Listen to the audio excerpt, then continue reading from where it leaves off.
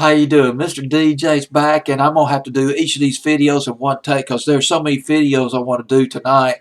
I'm still on my 70s YouTube channel. Gonna do September 15th, 1973, Billboard's Hot 100 tonight. There's some songs I want to pick from that Hot 100, and in a couple of nights I want to pick some from 1976, and then later on in the week, probably by the weekend, I'm gonna roll into the 50s and the sock hop years of the 50s and early 60s. Anyway, thanks for watching the video and welcome aboard. It's Mr. DJ back. And song number 89, the week of September 15th, 1973, we have a legend.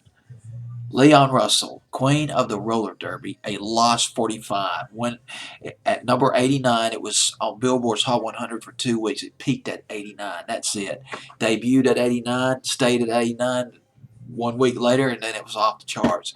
But hey, this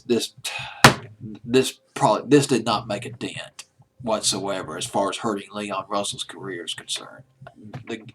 I'm just going to touch on a few highlights because this guy is just all over the place. He is one of the biggest behind. And here's the thing. He's had two really big hits under his name. There was Tightrope. That was in the fall of 72. That went to number 11. And there was Lady Blue, which was back in the summer of 75. And, you thinking, you hear these two songs by Leon Russell, not knowing the history. You're thinking, well, this guy only had 2 hits. He must have just came and went. Well, oh, my God. But when you read about the background of this guy, I mean, you're like, oh, my goodness, this guy's been prolific behind the scenes. For one thing, he graduated from Will Rogers High School in Tulsa, Oklahoma. This was around 1959, 1960, Leon Russell did. He graduated from the same high school as Anita Bryant. And guess who graduated the same year as Leon Russell? David Gates. As a matter of fact, he and David Gates played in a band called Fence Mint for a little while. David Gates and Leon Russell. Alvin Bishop also graduated from Will Rogers High School, but he was a few years younger than Leon Russell. Leon Russell was already playing nightclubs in the Tulsa, Oklahoma area, and he migrated to Los Angeles, and boom. The guy was just an session extraordinaire. A card-carrying member of the Wrecking Crew, session musicians, Los Angeles session musicians, played on loads of hits that emanated from the West Coast in the 60s. Grassroots, MacArthur Park by Richard Harris. Man, there's so many names.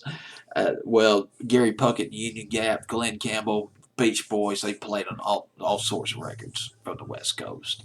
The Wrecking Crew. Leon Russell, now this is interesting about Leon Russell, his hairstyle. When he first started out as the Wrecking Crew, if you see some of these old pictures of Leon Russell, he was playing the piano. His hair was slicked back, very short, slicked back, 1963, 1964, 1965. By the end of the 60s, his hair was just way down on his shoulders. It was a classic, like a classic hippie. But I tell you, producer Snuff Garrett hired Leon Russell as an assistant. Leon Russell played on Gary Lewis and the Playboys' This Diamond Ring, which was produced by Snuff Garrett. Snuff Garrett produced all the hit records by Gary Lewis and the Playboys. And I read another source that said that Leon Russell also arranged This Diamond Ring, but it doesn't stop there. I mean, we're talking about a cascade of achievements. Leon Russell. I'm surprised that no one has written a biography about this guy.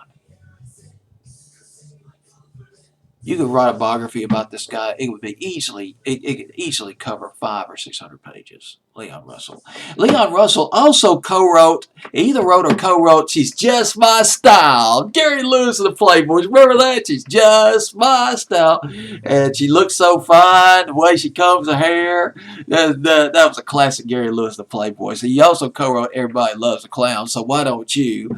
And get this. I've already mentioned him when I talked about Leon Russell my 60s YouTube channel. He played on Brian Hyland's, arranged Brian Hyland's The Joker Went Wild back in the summer of 1966. Well, I just came across another source that said he played on that song as well, The Joker Went Wild. He played on the xylophone and the bells. Remember those bells? That was Leon Russell. Leon Russell also played with Delaney and Bonnie later on, late in the 60s into the early 70s. George Harrison had some affiliations with Delaney and Bonnie, and so did Eric Clapton, I believe. George Harrison invited Leon Russell to play on Badfinger's second or third album. Bottom line, Leon Russell played piano all day after day by Badfinger. That's what I'm saying. The guy's just, he's all over. He's behind the scenes. His fingerprints all over the dang place. Anyway, I don't know the album from whence the song Queen of the Roller Derby came from. I don't, to be honest with you, but it's a gem. It's still a gem. Keep in mind, he already had that big hit with Tightrope, so this is sort of a follow up going into the fall of 1973 at number 89, Billboard's Hot 100, September 15th, 1973. Leon Russell with Queen of the Roller Derby.